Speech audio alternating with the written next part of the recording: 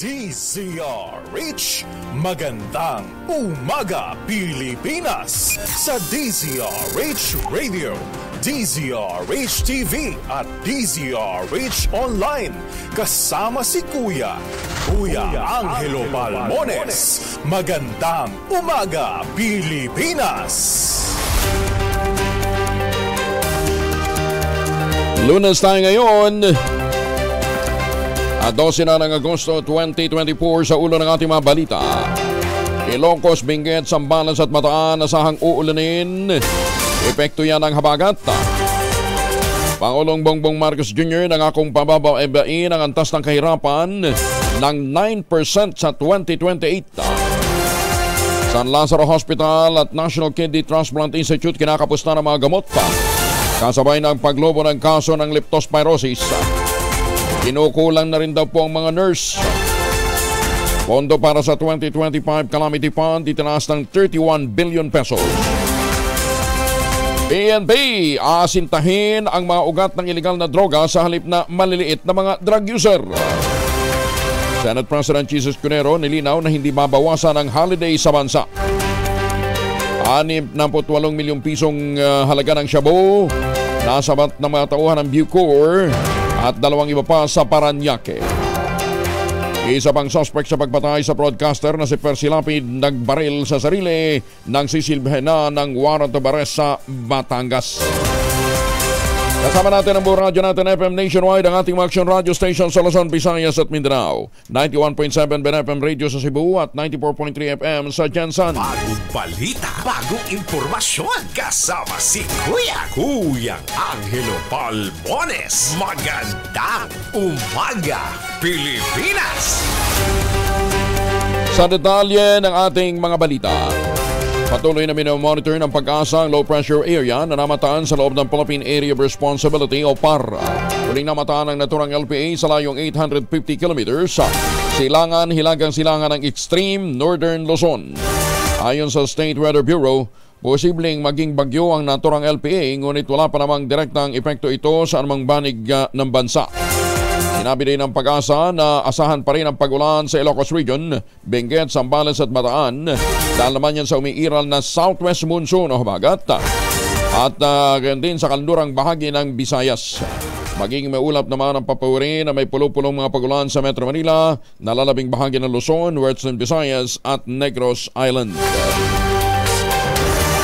Itinaas na sa 31 billion pesos ang Calamity Fund sa ilalim ng panukalang 2025 National Budget.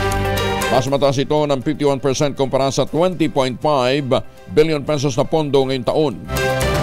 Ayon kay Makati City Representative Luis Campos Jr., Vice Chairperson ng House Committee on Appropriations, layo ng taas pondo na higit na matugunan ang pangangailangan ng mga biktima ng kalamidad, mapaganda ang emergency aid, relief at rehabilitation services. Wala sa naturang pondo, 14.7 billion ang para sa pagsasaayos ng mga nasisirang kalsada, mga tulay at mga eskwelahan. Nasa 7.7 billion pesos naman ang para sa Quick Response Fund ng 8 frontline departments ng pamahalaan. Bukod pa rito, kasama rin sa nasabing pondo ang 1 bilyong piso para naman sa People's Survival Fund. Layo ng naturang pondo na magbigay ng subsidiya para sa climate change adaptation, natural disaster resilience strategies at paglalagay ng practical rainwater collectors. Kaugnay nito, mapila naman si Campos sa mga barangay at mga non-government organization gamitin ang kanilang PSF o ito pong People's Survival Fund para maipatupad ang functional rainwater harvesting system sa kanilang komunidad. Magandang umaga, Pilipinas! 6 na minuto na makalipas ang alas 4 ng umaga. Asahan na ang malakihang tapyas presyo ng produktong petrolyo. Sa pagtaya ng Department of Energy, maglalaro ang sa pagitan ng 2.30 hanggang 2.50 ang rollback sa kada litro ng gasolina. Maglalaro naman sa 1 peso and 90 centavos hanggang 2 pesos and 10 centavos ang bawat litro sa diesel.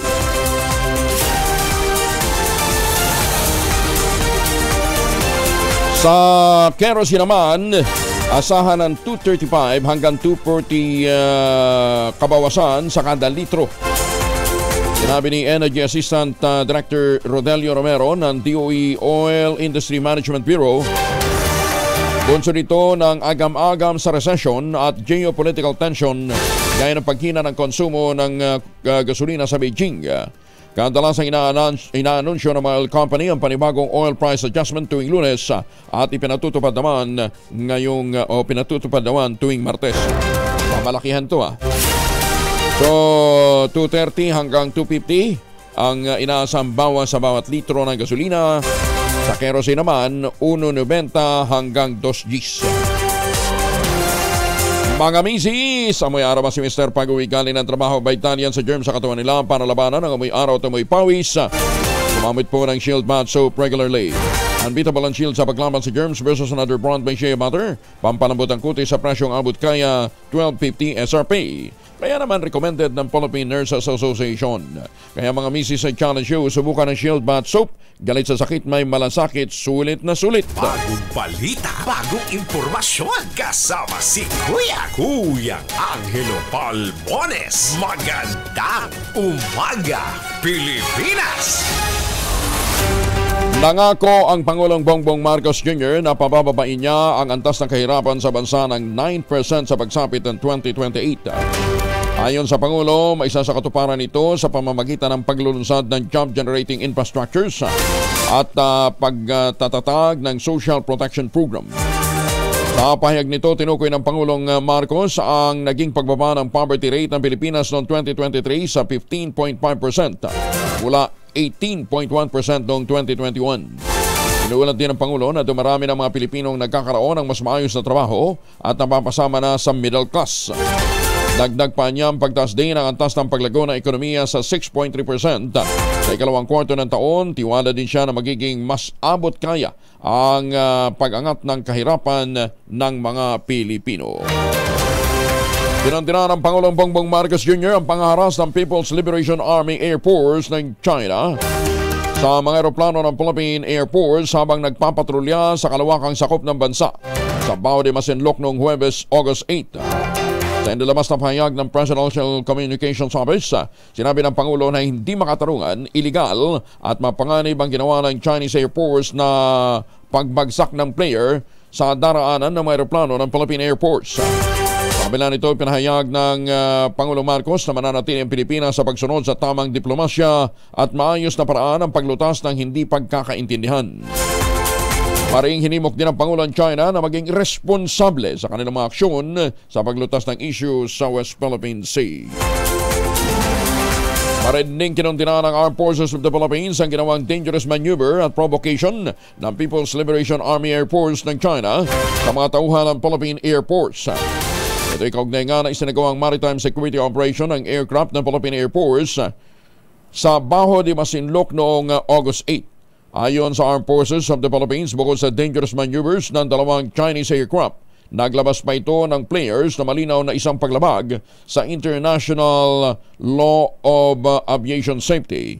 Ligtas naman nakabalik sa Clark Air Base sa mga piloto at crew ng Philippine Air Force. Sa puwersang nagsanay ang Philippine Air Force at United States Pacific Air Force sa Basa Air Base, ito pinasa Pampanga, at sa Brigadier General Benito Ebuen Air Base sa Mactan, Cebu. Pambuk sa naturang pagsasanay ang Iron Blade gamit ang dalawang FA-22 ng Estados Unidos at isang C-130 Hercules transport aircraft ng Amerika. Kasunod ito ng paglahok ng US sa Pitch Black exercise sa Australia bago ang kanilang pagpunta sa Kadena Air Base sa Japan. Magkasamang sinagawa rin ng hukbong panghimpapawid ng Pilipinas at ang Amerika ang flight formation, talakayan sa flight operations at maintenance, gayon din ang mga cargo-related discussion. Pinuri ng Pangulong Bongbong Marcos Jr. ang dedikasyon at paglilingkod ni Malaysian Prime Minister Anwar Ibrahim kasabay ng pagpapaagbot ng pagbati sa kaarawan nito. Sa isang birthday video greeting, sinabi ng Pangulo, itinuturing niyang mapagkakatiwala ang kaibigan sa Ibrahim at higit pa sa kapitbahay na bansa ang turing niya rito. Pinagpapasalamat din ng Pangulo ang lahat ng mga oportunidad na makapagtrabaho, makasama niyang Prime Minister at ang pagpapatuloy ng balikatan exercises tungo sa kapayapaan at kaunlaran ng Pilipinas at ng Malaysia. Our friendship has helped make the challenges of leadership more bearable. Sometimes, I dare say, even enjoyable. For me, you are more than just a neighbor in ASEAN. You are a trusted friend with whom I share many fond memories. At this point in our lives, we have been charged to lead our respective nations and play important roles in this region and in the wider international community. Your unwavering dedication to Malaysia and our shared vision for the region have been a source of inspiration. Together, we have addressed numerous challenges and celebrated some successes. Much has been done, yet much is left to do. And I'm glad to have a dear friend with me as we navigate the uncertainties that lie ahead. 12 minuto na makalipas ang alas 4, bumuo naman ang espesyal na opisina ang Pangulong Bongbong Marcos upang matulungan ang mga batang biktima ng sexual abuse at pairalin ng child protection. Sa Executive Order No. 67, binuo ng Pangulong Marcos ang Presidential Office for Child Protection na pangungunahan ng isang Presidential Advisor on Child Protection. Nasa ilalim nito ang Office of the President Pamumuno ito ng Special Assistant to the President na si Antonio Lagdameo. Ayon na nasabing tanggapan na i-monitor ang mga polisiya at mga programa ng gobyerno ukol sa child protection. Nakatakda itong magsumite ng mga rekomendasyon sa Pangulo. Gayon din ang mga programa para sa child protection and welfare, magrekomenda ng mga kinakailangang intervention para sa kaligtasan ng mga bata. Hoy mga mamis, pwede tayong mag-laundry day today ha? Tunod no ka ba kapag makapit, marakit at malupit ang mancha? All you need is Pride. Ba't mapahirapan ang self-con sa Pride? Easy at worry-free naman ang laundry. Sa Triple Stain Away Formula, tanggal ang matitinding mancha. Based on test sa chocolate, mud, and Sempamon cotton, gawa po ito ng ACS. Magandang umaga, Pilipinas! 14 na makalipas ang alas 4 na umaga. Isinusulong naman ni House Minority Leader Porpis Party List Representative Marcinino Nonoy Libana ng pagbuo ng bagong Samar Island Region. Sa ilalim ng House Bill 10727, lain itong mapasiglang paghatid ng pangunahing serbisyo ng gobyerno sa mga hindi pa gaanong kaunlad na probinsya ng bansa. Ito ay sa pamamagitan ng pagbuo ng bagong rehiyon na bubuin ng Northern Samar, Samar at Eastern Samar kasama ang kanilang mga munisipalidad, barangay at lungsod. Oras na may sa batas ito, magiging ika-19 na rehiyon na sa bansa. Ang naturang bahagi ng kapuluan at magkakaroon ito ng sariling Regional Development Council na tututok sa pagpapaunlad ng ekonomiya at paglikha ng mga dagdag na trabaho sa rehiyon. Binigyan din ng labor leader ang benepisyong nakukuha ng mga ordinaryong manggagawa sa pagtatrabaho tuwing may holiday. Ayon kay Lodi de Guzman, hindi dapat bawasan ang mga holidays upang alalayan na hindi malugi ang mga kumpanya. Ito ay kasunod naman naging nagpahayag nga ni Senate President Francis Jesus Cunero. Ayon kay Guzman, malaking tulong ang holidays upang madagdagan ang kinikita ng mga manggagawa. Paniwanag pa ni Guzman, maraming obrero ang pinipiling magtrabaho tuwing piyesta opisyal para magkaroon ng overtime o additional pay. Sinabi pa nito na ito rin ang pagkakataon para sumigla ang komersyo dahil sa lokal na turismo. Kung di naman magtatrabaho ang isang empleyado, malaking tulong pa rin ang holiday para magkaroon din sila ng karagdagang oras para sa pamilya o kaya ay magsilbi itong break sa mga sobrang nagtatrabaho. Hindi naman talaga babawasan ang kasalukuyang holiday sa bansa. Ito naging paglilinaw ni Senate President Jesus Cunero matapos na magsulputan ng mga kritisismo sa naging pahayag niya na dapat limitahan ang pag-aproba ng mga panukalang dagdag na holiday. Sinabi ni Cunero na isinusulong niya na hindi madagdagan pa ang bilang ng mga holidays at hindi naman babawasan kung ano ang meron na. Hindi naman daw matatanggal pa ang mga umiiral na holiday lalo't nakasanayan na ito ng mga Pilipino at mahaba rin namang proseso ito.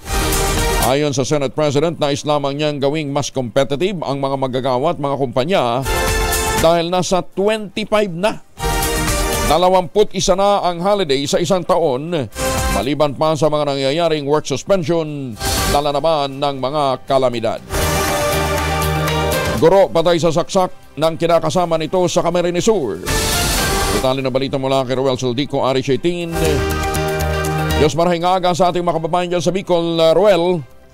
Patay ang isang babaeng guro matapos itong saksakin ng sarili mismong kinakasama nito sa loob ng kanilang pamamahay sa Barangay San Vicente sa Garcia Torena sa lalawigan ng Camarines Sur nitong nakaraang araw. Kilala biktima na si Grace Caldera, 37 anyos, at residente sa naturang lugar. Ayon sa ulat, nagkakaroon man ng pagkatalo ang biktima at sospek na kinalang si Bibilito Tuyan Jr., 37 anyos, at residente naman ng Siruma, Camarines Sur. Selos umano ang naging dahilan ng pagnanaksak ng sospek sa biktima na itarang dead on the spot. Kagad naman na tumakas ang sospek na sa ngayon ay pinaghanap na ng mga otoridad. May pabuyan naman agad ng 50,000 pesos para man sa sinumang makapagtuturo sa kinaroonan ng sospek. Mula dito sa Bicol, ito si RH18 Roel Saldico. Una sa Pilipinas, una sa Pilipino. Mabalos, Roel. Bagong balita, bagong impormasyon. Kasama si Kuyang Angelo Palmones. Magandang umaga, Pilipinas. Mahiwagang tunog. 7,000, 7,000 na po ang nag-iintay na premyo sa ating mahiwagang tunog. Ayan. Basta bahagi ito ng isang bagay na ginamit nung nakaraang pa-contest ho ng PAGCOR. Yan. Ano ba huling pa-contest ho ng PAGCOR? Para po sa mga magsasaka. Yan. Doon ninyo ibase ang inyo pong sagot. Ano, ha? Siyempre, pagkatapos ho ninyong gamitin yan, either nagsha-shower kayo, naghuhugas ng mga kamay, gamit po ang Shield Bath Soap. Klaro. Bilog yan. Pabilog. Ano yan? Sundin ho ang tamang format ng pagte-text kung kayo po isasagot. Empty space, name slash, address slash, contact number slash, at ang inyong sagot. Isang beses lamang po maaari mag-text sa ating text line gamit ang inyong mobile number. Ipapadala nyo masagot sa 0919-282-6485. Pero doon sa mga sasagot sa atin online, kinakailangan po meron ho kayong sharer badge. Magandang umaga, Pilipinas! Naroon siya naman ang Philippine Amusement and Gaming Corporation of PAGCOR na umabot ng 89.23 billion pesos ang gross gaming revenue ng bansa para sa ikalawang kwarto ng taon. Ito po ay 32.32% na mas mataas kaysa sa 67.43 billion pesos GGR sa kaparehong panahon noong nakaraang taon. Wow, nga. Ang second quarter GGR ay mas mataas ng 9.21% kumpara sa first quarter industry revenue na 81.7 billion. Iniuugnay ni PAGCOR Chair at CEO Altenco ang tagumpay nito ng sektor ng electronic games o e-games sa magandang performance ng kanilang e-games. Sa ulat, ang mga lisensyadong kasino sa bansa ay nagdala naman ng 49.48 billion pesos at ito'y nananatiling pinakamalaking kontribusyon sa ikalawang quarter ng taon para po sa gross gaming revenue. Samantala, ang mga kasino na pinatatakbo ng PAGCOR sa ilalim na Casino Pilipino brand ay nagdala naman ng 4.20 billion pesos o 14.80% na mas bababa sa 2023 record na 4.93. At pati naman ang operasyon ng bingo, nag-ambag din ng halos 5.8 o 5 billion pesos sa kanilang gross gaming revenue. Magandang umaga, Pilipinas! Malalim ang investigasyon, hinihingi kaugnay ng pagkakadiskubre ng granada sa bubungan ng isang restaurant sa Cotabato City. Detalye na balita mula kay Jun Di Makutang, Aris 19. Assalamualaikum, Jun. Alaikumussalam, Kuyang Angel. Patuloy na nangangalap na impormasyon ang Cotabato City Police Office kaugnay sa pagkakatagpo ng granada sa isang restaurant. Natagpuan ang granada sa bubong ng Cafe Mindanao Restaurant sa Don Irabago Street, Cotabato City. Ayon sa in-charge ng nasabing restaurant, nadiscover nila ang granada habang nagsasagawa ng kanilang regular na paglilinis ng bubungan at dali-dali nila itong iniulat sa kinaukulan. Sa impormasyon mula sa Cotabato City Police Office, wala ng pin ang naturang granada na matagpuan, isang uri ng MK2 pineapple grenade maswerteng hindi ito sumabog at paminsala dahil sa hindi pa natatanggal ang secondary P nito.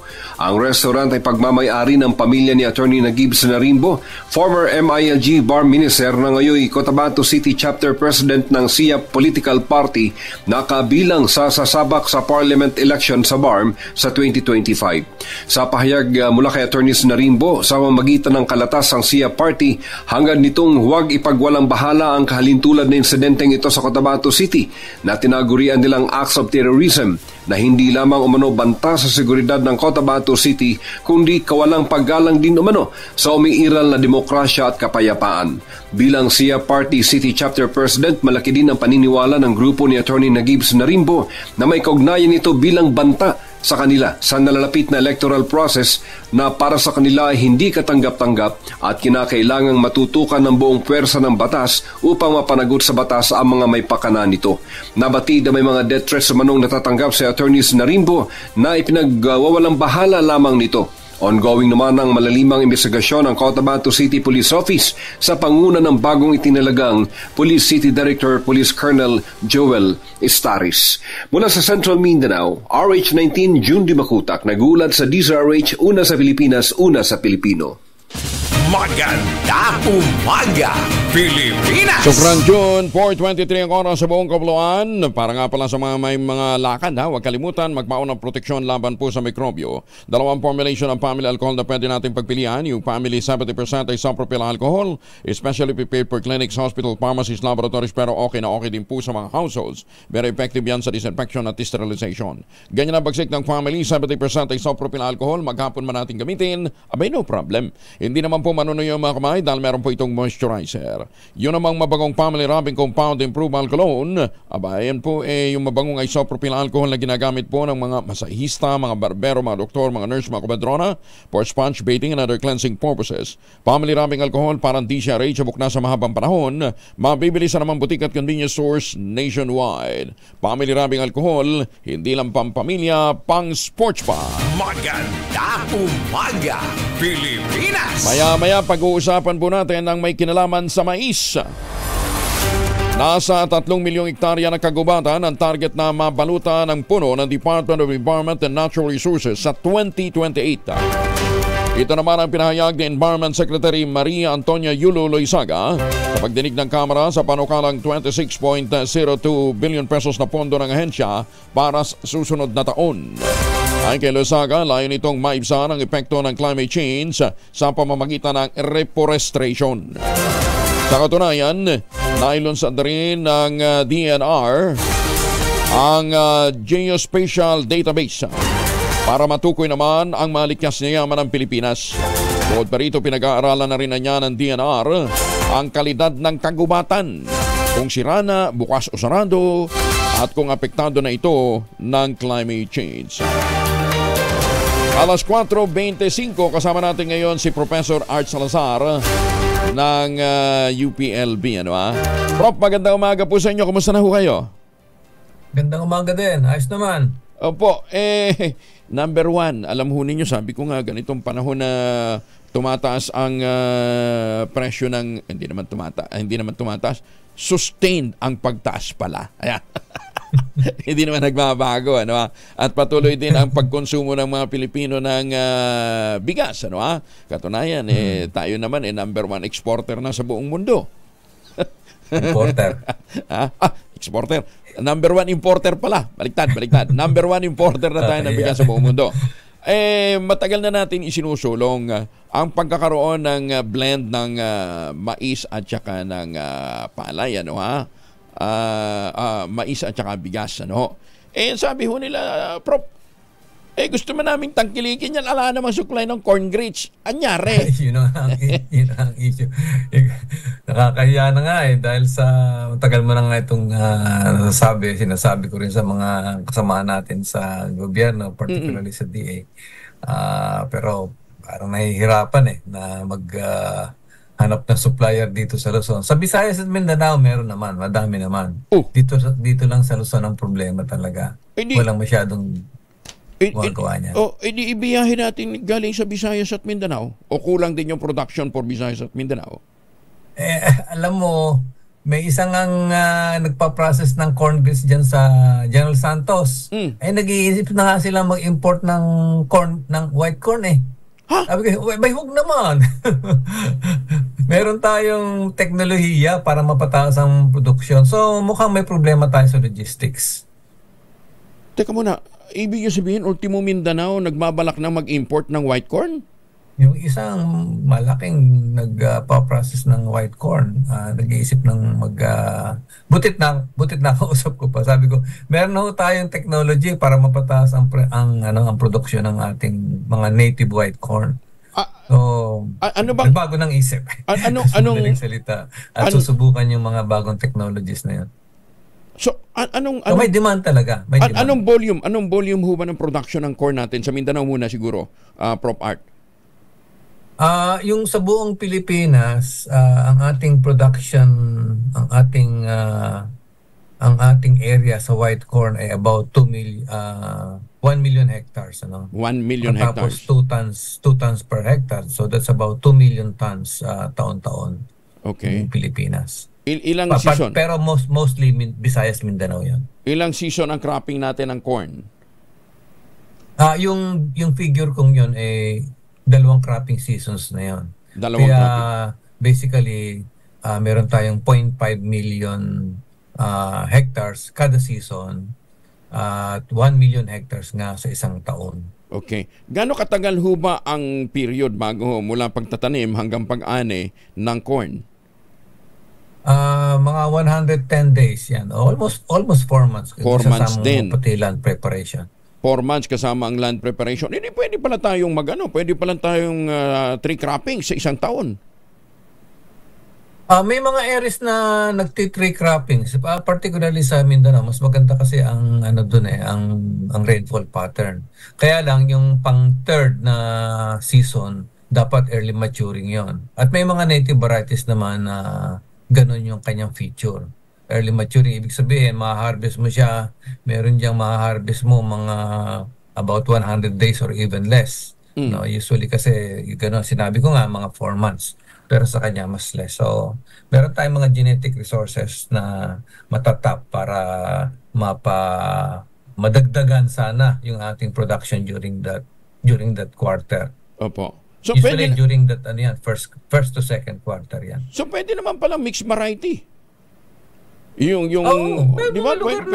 Kasi ang maganda nga ang rainfall pattern sa Mindanao, may mga times na sa north wala dahil sa talagang tuyo. Sa kanila naman meron pa rin konti-konting ulan. Okay. Kaya mag-strategize lang ang ating gobyerno. Paano papapataas yan? Pinatataas po ang irrigation ang irrigated area. So pagka napataas natin ang irrigated area, lalo na sa Luzon, mas conducive tayo magiging conducive din tayo for production ng corn? Yung kasing basically tinatanim yan sa mga mountainous areas sa Visayas at Mindanao. Kasi talagang basically mountainous yung Visayas Mindanao siyempre hindi mo naman pwedeng i-irrigate ang bundok. Maliban na lamang sa Banawe Rice Terraces, kaya 8th wonder of the world yun So basically rain-fed ang corn production natin kung pag-uusapan yung white corn production. Sa Luzon ay yung irrigation na yun ay talagang para sa mga patag na lugar yon, para sa rice. Okay. Pero hindi basically for corn. How can we increase the hectarage, Prof?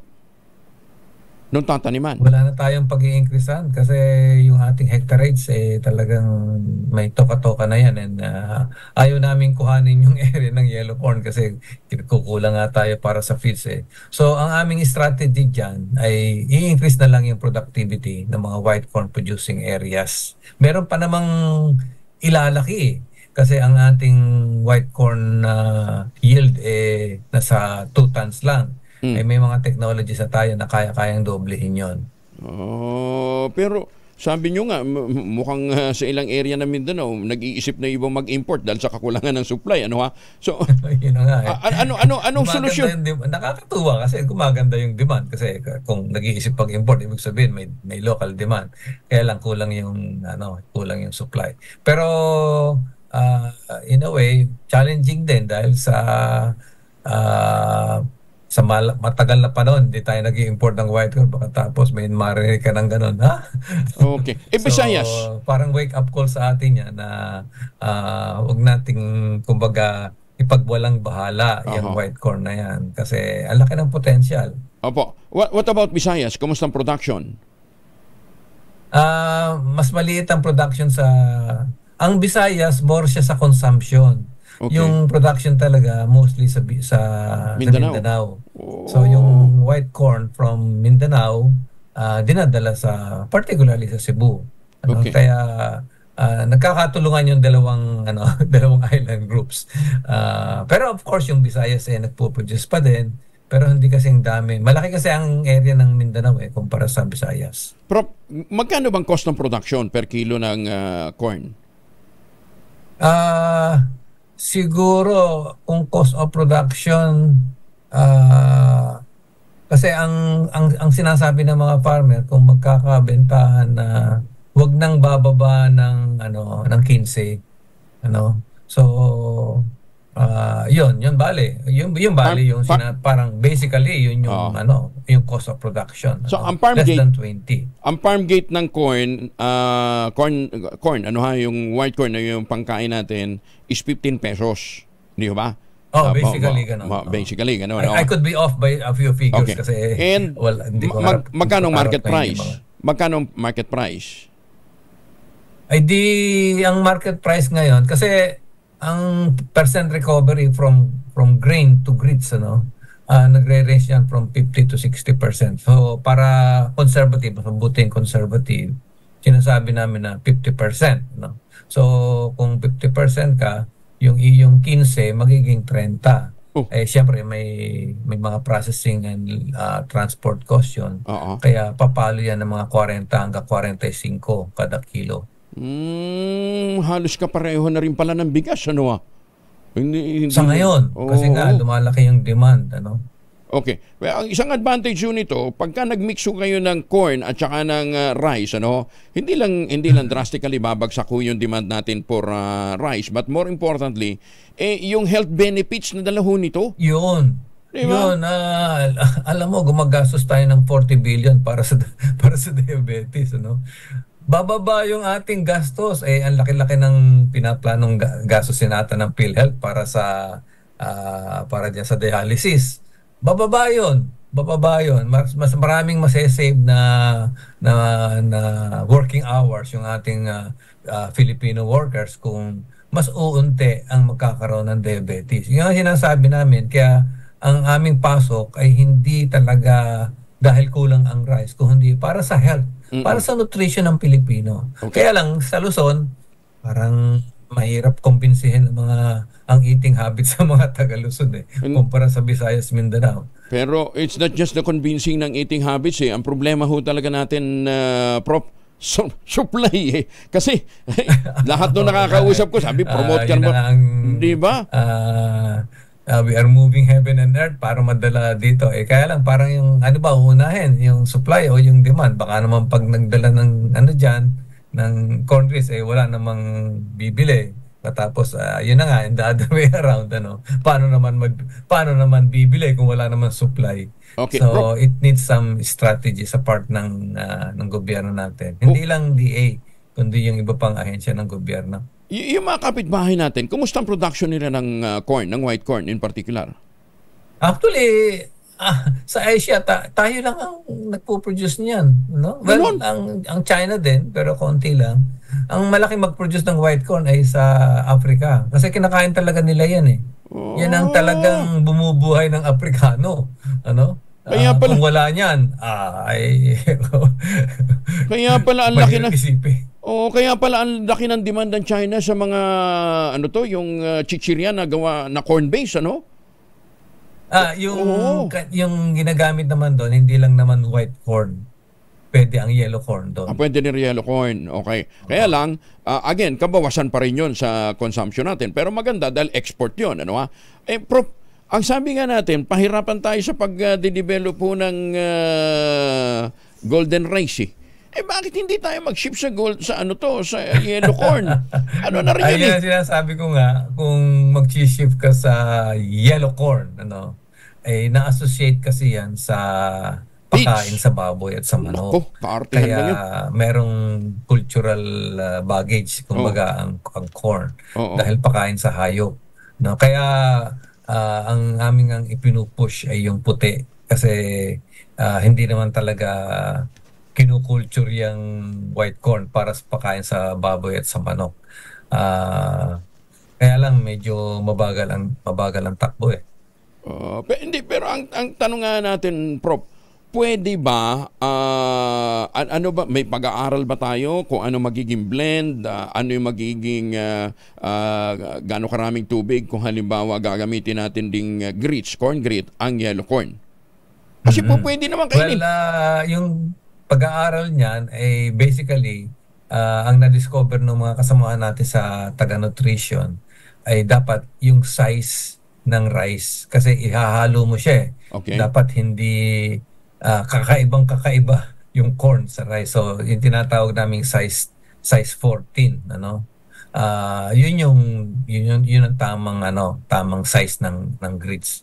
Yung tubig naman ay kung sa rice 1:1, sa corn naman 1 part ng corn, 2 parts ng rice. ng tubig.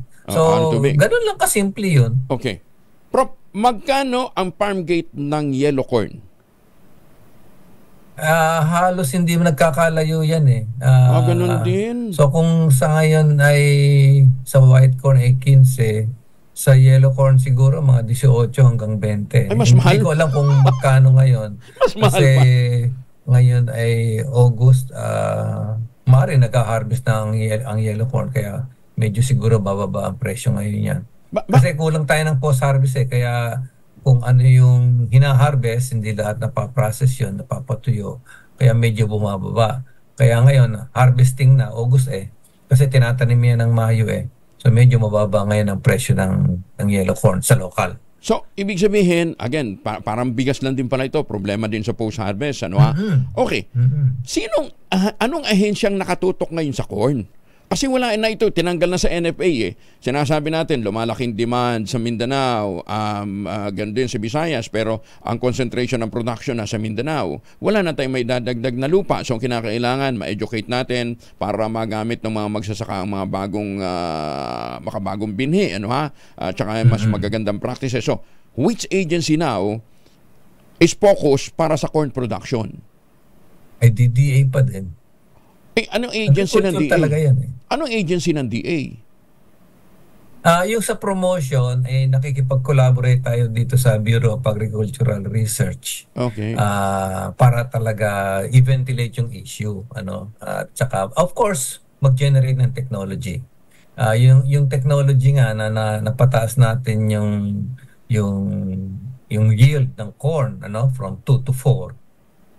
Funded yun ng DA, Bureau of Agricultural Research. Kaya lang yung expansion nun, hindi na research yun, more of extension yun. Kaya papasok na dyan yung agricultural marketing, assistance services ng DA, at saka iba pang mga ahensya ng Department of Agriculture. So, dapat talaga may isang particular agency na tututok.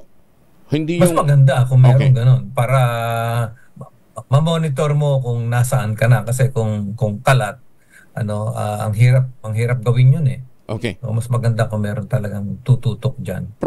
DA yun. Magkano ang overall allocation for corn industry sa budget natin? Ngayong 2025 kung ilang billion yan Hindi, versus rice na lang siguro. Hindi ko masyadong kabisado yung budget eh. Kasi nalulula ako sa budget na billion. Pag nagre-research kami, nakakuha kami 1 million, masaya na kami. So, ibig sabihin, versus rice, kakarampot ang ina-allocate natin sa corn. Oo. Ang laki ng rice, 40 billion yan. Hindi, pero yun yung gusto kong i-point out eh. sa corn ho kasi, ang dami pong allied industries na nakikinabang dito. Livestock. Yes. Okay, livestock. Bukod lang ho sa pagkain, livestock, tapos yung industriya ng chichirya. Ang laki din ho niyan. Ang laki niyan. Okay. Laki din yan. So, ibig sabihin, kung translated into workforce, mas marami pong binibigay na trabaho. Di ba? Itong industriya ng corn. Bakit wala hong... Lalo na ang white corn. Kasi ang white corn sa mga mountainous areas, hindi mo pwedeng gamitan niya ng malalaking harvester. Talagang mano-mano yan. So, nakapagbibigay ka ng trabaho doon sa mga nasa bundok. Yun yung... Nandun yung kahirapan sa mga kabundukan Correct. Oo. So, imbis na maging security problem natin yung nasa bundok, yung mga rural unrest, nabibigyan naman ng trabaho yung mga tao. Oo. Nagiging economic contributor pa sila sa national economy. Okay. Parehong gulang daw ba ng yellow corn at saka ng white corn pagka Pareho lang. Pareho lang. Ganun din ang season. So, pwedeng mag-tree croppings ka rin pag corn kung medyo may patubig doon sa lugar. Halimbawa, kung meron tubig, kung meron tubig. Hindi, kasi pinupush ngayon ng Pangulo yung small water impounding system sa mga bundok So, yun makakatulong ho yun para ma-irrigate yung mga highland areas natin, di ba? Oo. So, kaya ko dinadrive yun dahil malaking bagay ho yun na meron tayong irrigation system sa taas ho, di ba? Para na-impound natin yung tubig doon. Kung merong irrigation system doon sa taas, hindi lang corn, pati mga gulay-gulay makakapagtanim ng ating mga magsasaka. So, yun yung dinadrive nating point kung bakit napaka-importante nito pong mga small water impounding system na pinupush ngayon ng Pangulo at saka ng National Irrigation Administration at saka ng Department of Agriculture. Kasi maibubush po nito hindi lamang po yung produksyon ng palay, kundi pati yung produksyon ng mais. Kaya lang, kung kakarampot naman yung budget mo para sa research, yung for marketing, baka nga bukas makalawa mag-import na rin tayo ng corn. Wag naman. Wag naman sana. Diba? So, ang laki. Makakatulong ang white corn para hindi na tayo mag-import ng rice. Pero yung dadagdag pa sa drain ng foreign exchange na di-generate ang overseas contract workers natin, ay wag naman. At higit sa lahat, mas maintindihan ng mga Pilipino na malaki ang tulong ho ng mix ng corn at saka ng bigas para mapababa natin ang problema. Diabetes pa lang pinag-uusapan natin, ha? Abay, oo. Diabetes pa ito lang. Ito nakaraang buwan, halos linggo-linggo, nasa Burulan ako. Siguro 90% doon, nag-umpisa yung sakit nila sa diabetes. So, ang daming nagkakasakit gawa ng diabetes. Ang isang simpleng sagot dyan, magmais tayo. Kaso, hindi ganun kadali ang pag-operationalize noon. Babatukan ako ng mga tagapakinig natin dito sa Luzon. Promote ka ng promote dyan. Ala namang mabili. Sige. Yung harvest ko na ang iyong exasperation. At hindi kami tumitigil. Tayo na. Mag-deliver na tayo ng corn grits dito sa Luzon. Pero sa Mindanao at Visayas, tuloy-tuloy naman ang aming campaign. Sabi nyo, tumataas naman ang demand. Sabi nyo, tumataas nga ang presyo ng white corn sa Visayas, Mindanao. Kaya, in a way, may mga encouraging developments naman. Hindi naman talaga tayo zero. Sabi nyo nga, September harvest, So, we're looking forward for a good stock siguro ng corn grits dito sa Luzon ngayong September. Papadala ako pag meron na kaming stock. Tawagan nyo kami. Kita sa priority. Pakitawag nyo kami, Prof. Mabigyan natin yung mga kaibigan natin dyan. Kasi ang dami. Lalong-lalo na nga yung may mga serious concerns sa kanilang diabetes. Napakagandang tulong po initong pagkakaroon natin ng mix ng yung isang kaibigan ko, hindi na nga mix. Mayroon na tayong mga scientific studies to attest to that. Yes. Kaya hindi tayo kumbaga sabihin na nagkukwento-kwento lang. Correct. Kaya nga po, again, para ho sa ating mga kababayan, siguro nga unti-untiin nating aralin ho ito, yung blend ho ng rice at corn. Hindi lang para mapababa yung demand natin for rice, but more so, malabanan po natin ang diabetes. Prop, balitaan nyo kami pagka may stock na at kung saan yan, para ma-broadcast ho natin.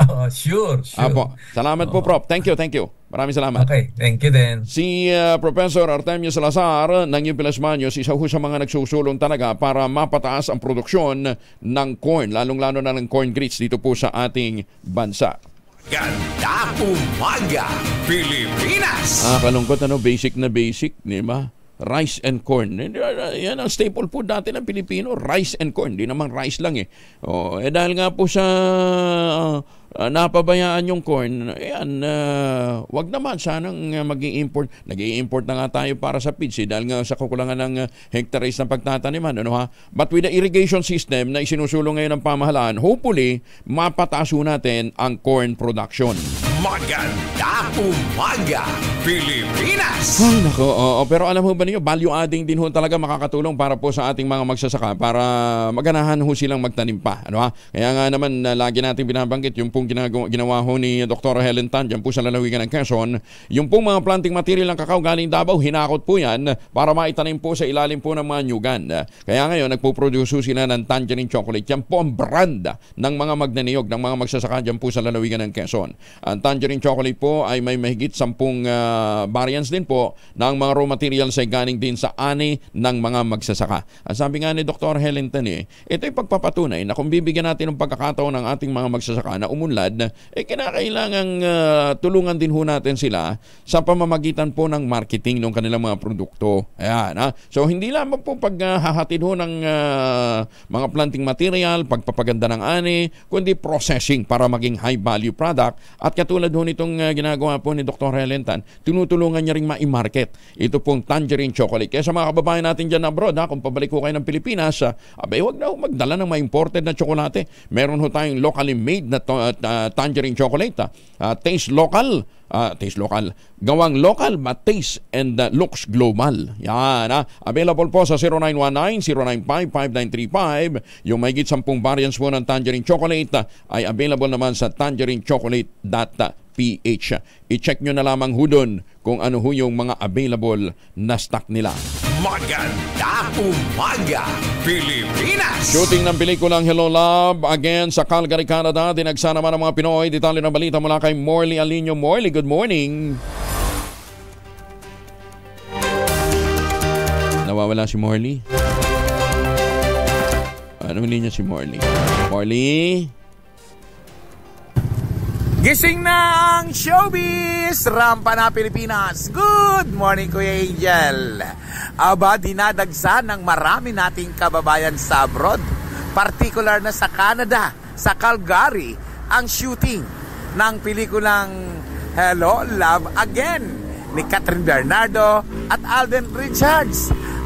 Welcome naman sa dalawang aktor at actress ang kanilang mga fans. Well, kahit marami pa na mga fans ang nagtutungo sa shooting, ay tinatanggap nila ito at pinakikisamahan.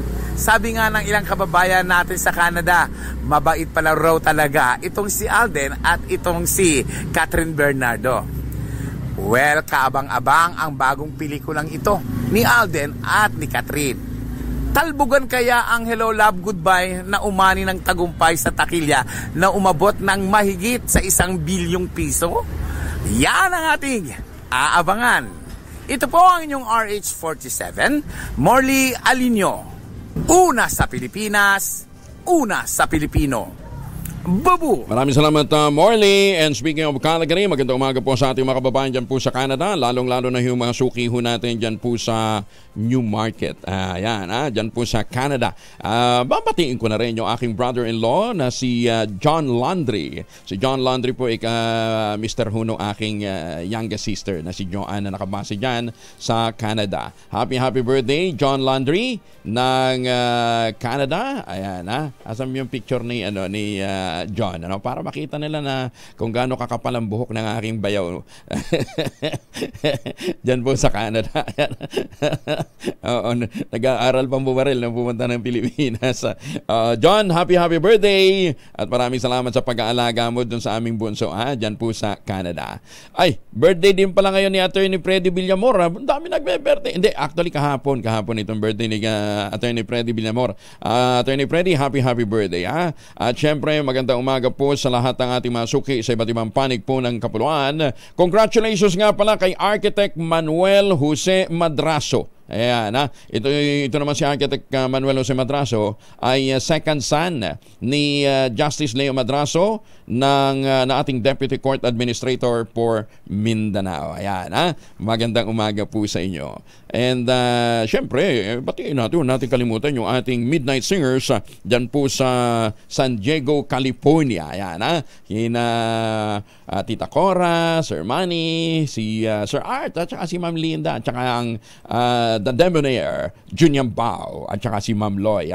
Magandang umaga po sa inyo. Ay, asan pa yun ba? Di pala naka-anak. Magandang umaga, Pilipinas! Yan, dapat magandang gising ko natin. Siyempre, magandang gising natin pag tayo po ay nakapag-ultabayo. Anong bang ultabayo? Ang ultabayo po, ang kauna-unahang postbiotic food supplement na rekomendado po ng mga doktor, rehistrado sa Food and Drug Administration, halal certified. Ang ultabayo po ay postbiotic with Lactococcus lactis strain plasma. Inalal po ito ng mga dalubhasa sa Japan at doon ho nila napatunayan. Ito po ay very effective sa paglaban po sa mga toxin sa ating katawan.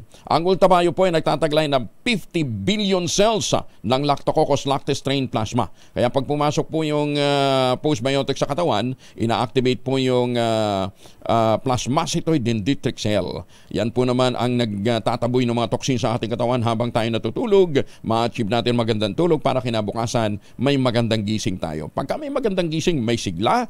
Siyempre, magana kang humarap sa mga bagong hamon ng buhay. Ayan. Kaya para ho doon sa mga kababayan nating namumroblema sa stress, pagod at puyat, mag-ultabayo. Available po ito sa iba't ibang mga butika sa Mercury Drug, Mesco Drug, Passmed Pharmacy, John's Pharmacy at Curamed.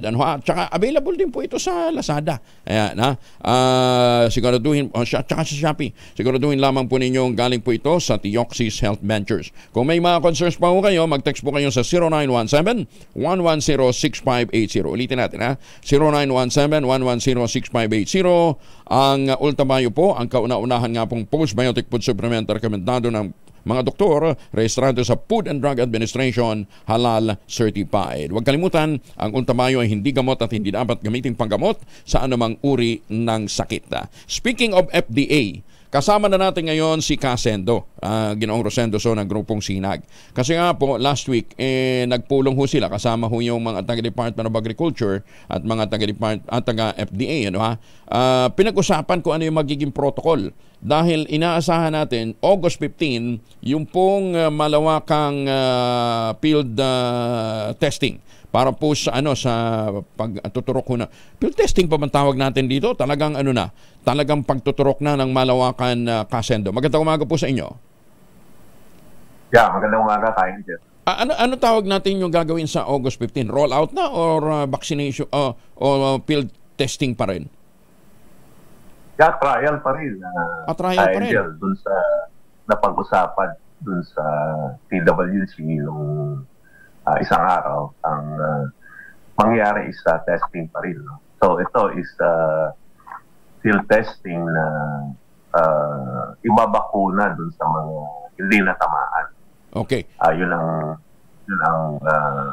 nabanggit dun sa meeting. And ito is ang age ng babakuna is around 2.5 months or 3 months up to 4 months ganun na stage, no? Dahil hindi kasama ang mga inahil and yung gagawin inahil, so hindi mga kasama doon. So ito is patterning, no? So after 6 months ibebenta. Yun yung nakakatakot dun After 6 months ibebenta mo, hindi kasama yung guilt at saka yung saw. Ay di.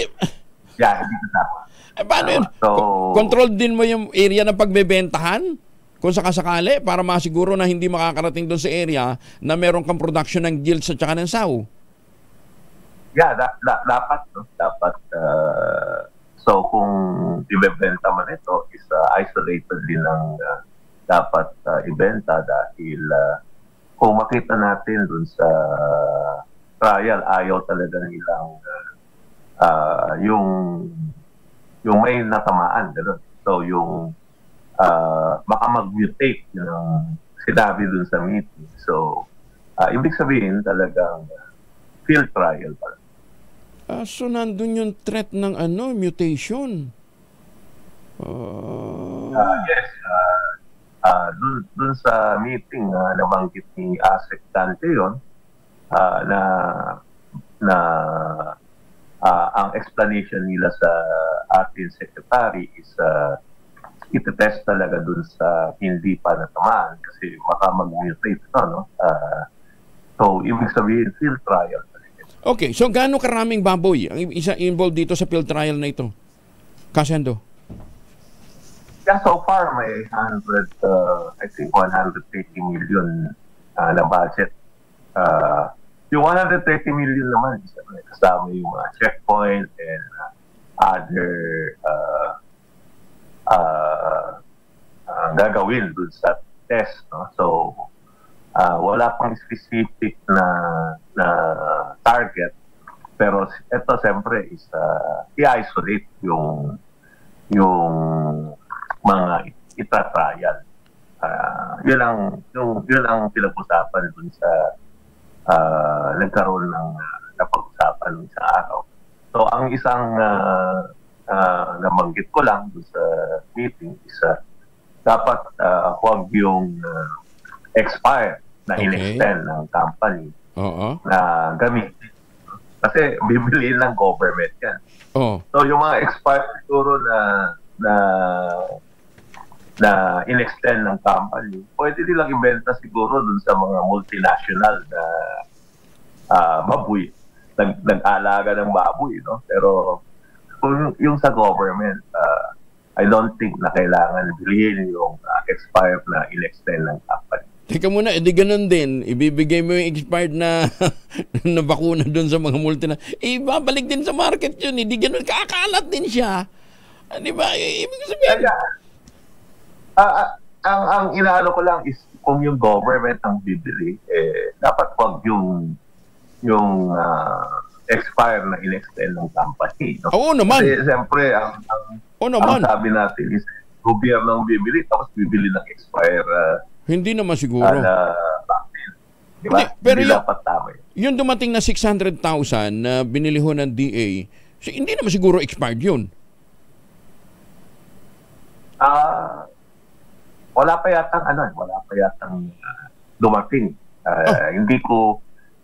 Ang binabanggit sa amin is yung nandito pa lang, yung 150,000 na expired na gamot na vaccine na hindi pa nagamit. Yung nandito na expire, yun yung gagamitin sa August 15? Ang sabi natin is dun sa meeting na dapat wag yun ang gamitin. Kaya nga. Kasi siyempre tuturukin natin is yung hindi tinamaan, so hindi natin alam kung how effective, no? Kung yun expired na or in-extend lang ng company yung expiration. So hindi natin alam kung anong mangyayari kung yun ang gagawin.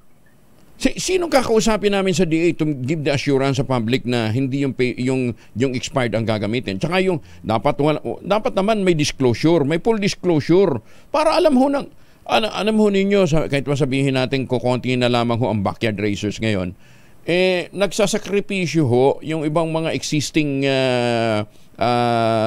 livestock producers para mga magbababoy. Ang laki ho ng investment pagdating ho sa safety protocols, di ba? Sa sanitation, sa gastos po sa anong tawag dito? Ang tawag nga doon sa tinatapakan natin, Kasendo, pagpapasok ka, Yung mga lime, yung mga disinfectant. Disinfectant, oo. Pagpasok niya. Malaking gastos yun. Ang siguro dapat kausapin si Asek Lante kasi doon sa meeting siya ang nagsalita, no? Dahil ang napag-usapan niya is sinabi natin sa kanya na dapat huwag yung expired na vaccine na gamitin. Okay. So, kailan to? Tuloy na ito? Hindi pa, no? Bali yung final draft ng TWG is tatapusin pa lang ng this coming Friday. Okay.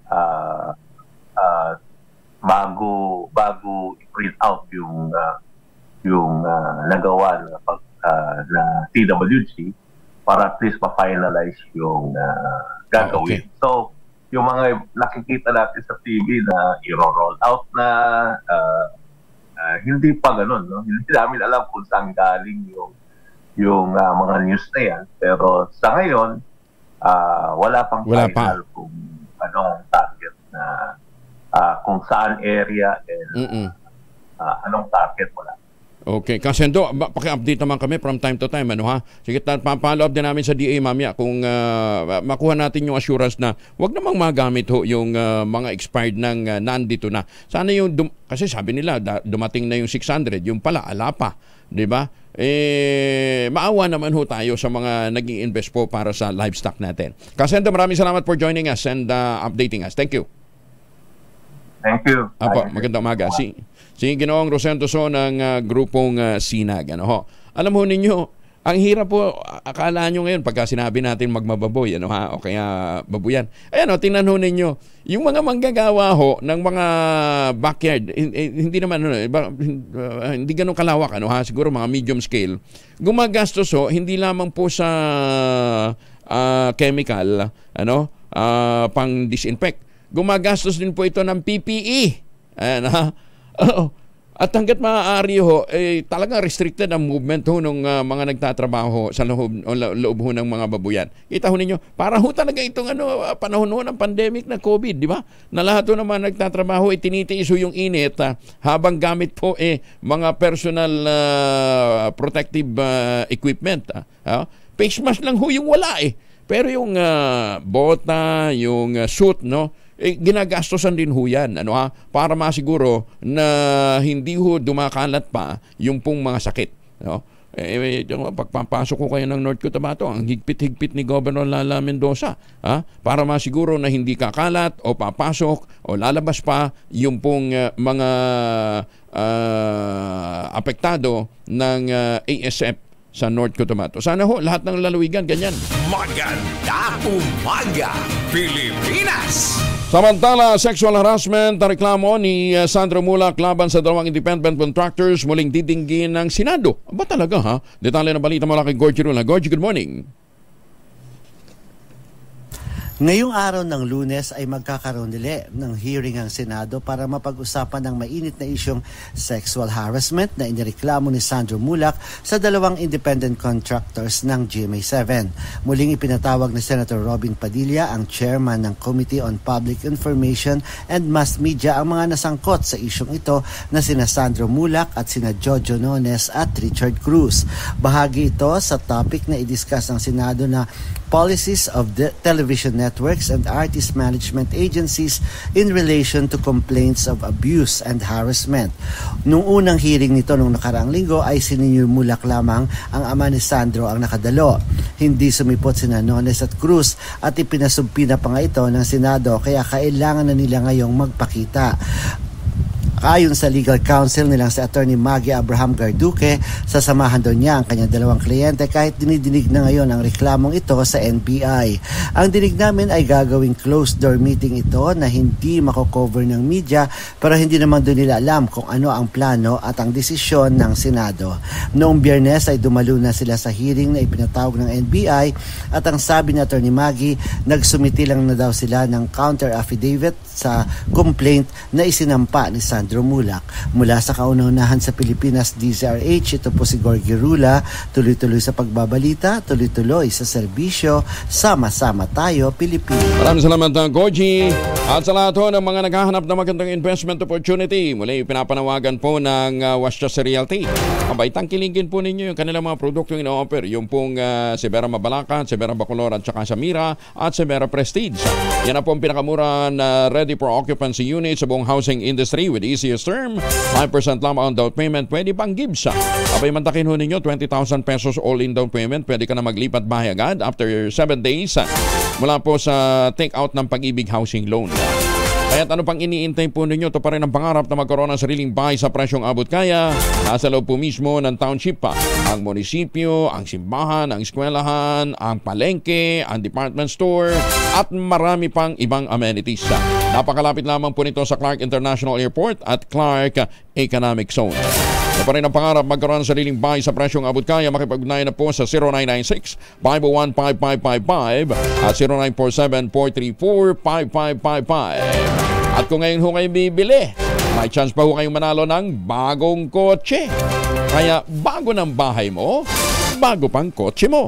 Tawag na sa 0996-501-5555 at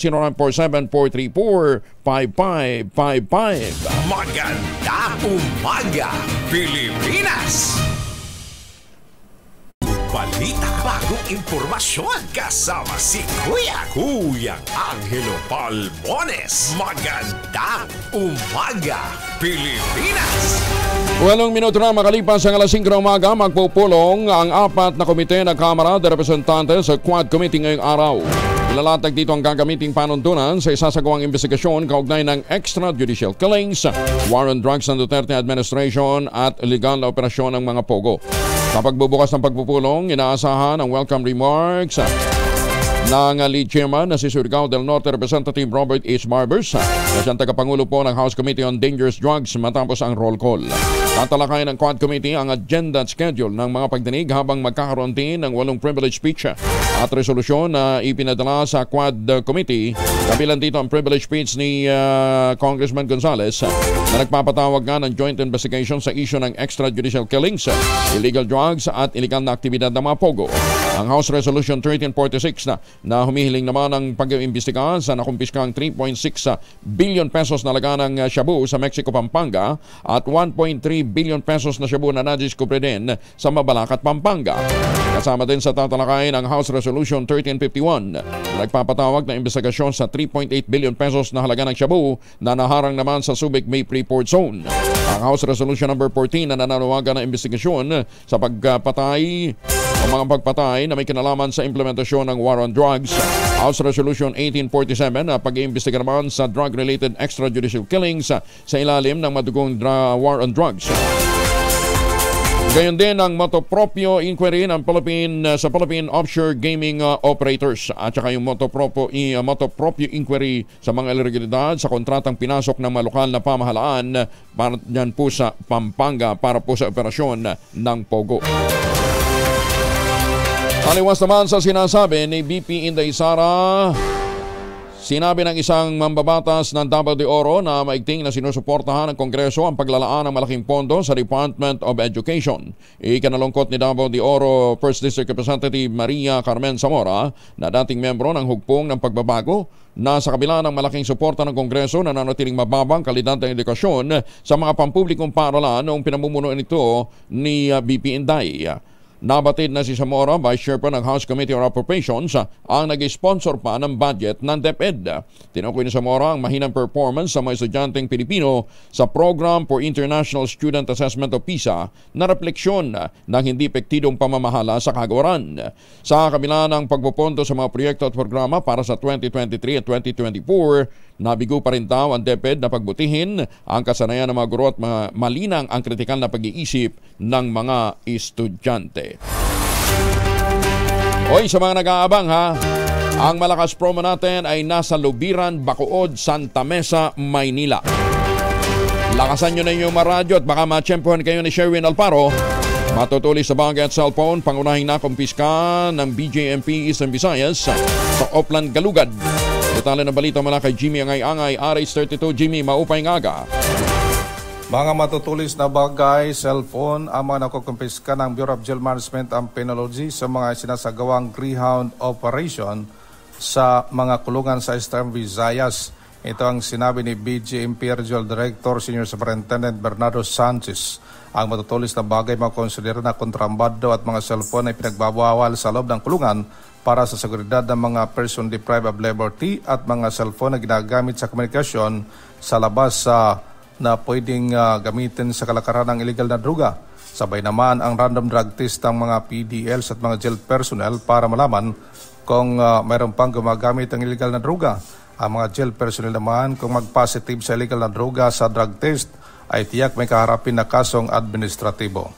Dito sa DYV Action Radyo Tacloban, ito si RH32 Jimmy Angay-Angay para sa DZRH, una sa Pilipinas, una sa Pilipino. Dagang salamat Jimmy. 5:12 ang oras sa buong kapuluan. Hindi pa napag-uusapan ni Senator Amy Marcos at Pangulong Bongbong Marcos ang nalalapit ng midterm election sa susunod na taon. Ayon sa presidential sister, marami pa siyang pinagkakaabalahan lalo't nakatatapos lamang ang pananalanta sa bansa ng Super Typhoon Karina at ng Habagat. Bukod dito, magulo pa rin na niya sa kanila sa Ilocos dahil hindi pa malaman kung sino talaga ang mga kakandidato sa lalawigan. Ginawa ni Senator Marcos ang pahayag matapos na lumagna ng alyansa ang Partido Liberal o Federal ng Pilipinas ni Pangulong BBM at ang Nationalista Party na pinamumunuan ni dating Senate President Manny Villar. Unang sinabi ni Nationalista Party stalwart Ace Barbers na sasabak sa senatorial race si Senator Amy sa ilalim ng Nationalista Party sa 2025. Matatandang pinabulaanan na rin ni Senator Marcos na balak niyang kumandidato bilang alkalde ng Maynila. Security guard patay sa aksidente sa motorsiklo sa Manawag, Pangasinan. Detalye na balita mula kay Freddy Pajardo, RH38. Freddy.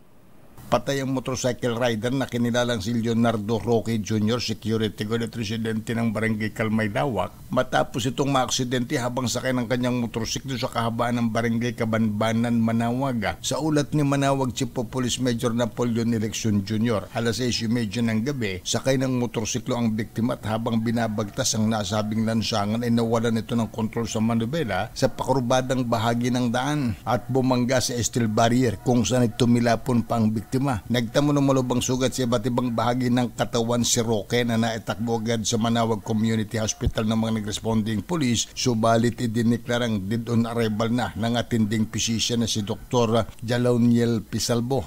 Nabatid na walang suot na helmet ang biktima ng mangyaring aksidente na ayon sa misis niya ay bumili lamang ito ng kanilang ulam at papauwi na sa kanilang bahay nang maganap ang aksidente. Ito si Freddy Fajardo, RH38, nag-uulat para sa DZRH, una sa Pilipinas, una sa Pilipino. Maraming salamat, Freddy. Isang refleksyon ang malaking pagtaas ng performance rating ni Speaker Ferdinand Martin Romualdez na gusto ng publiko ang ginagawa ng mga miyembro ng Kamara de Representantes. Sinabi ni Speaker Romualdez na sobra siyang nahambol pero na-encourage sa latest na survey ng social weather stations na nagpapakita ng lubos na pagtaas ng public satisfaction sa performance niya bilang Speaker ng House of Representatives. Tumaas ng 16 point ang net satisfaction ni Romualdez na ngayon ay nasa positive 29 na. Ayon sa Speaker, patunay ito na hindi lamang ang kanyang leadership kundi ang pinagsamang dedikasyon ng kanyang mga kasamahan sa Kongreso ikinatutuwa ng sambayanan. Sinabi ng Speaker na naging mahalaga ang pagpasa ng mga makabulang panukalang batas upang masuportahan ang magandang layunin ng Administrasyong Marcos na matugunan ang mga problemang kinakaharap ng bansa. Sa gitna ng makasaysayang panalo naman ng Pilipinas, magsasagawa si Senator Christopher Bongo ng post-evaluation na ginawang paghahanda sa Olympics para masuportahan ang mga atletang Pilipino sa mga darating pang kompetisyon. Titingnan ng chairperson ng Senate Committee on Sports ang mahakbang na ginawa ng gobyerno at ng iba't ibang mga stakeholders sa paghahanda at pagsuporta sa delegasyon ng 2024 Paris Olympics. Sinabi ni Go, bagamat hindi naman matatapatan ang naging tagumpay at laban ng mga atleta ngayong Olympics, meron pa rin daw ilang areas for improvement, lalong-lalo na sa pagsuporta sa mga Filipino Olympians.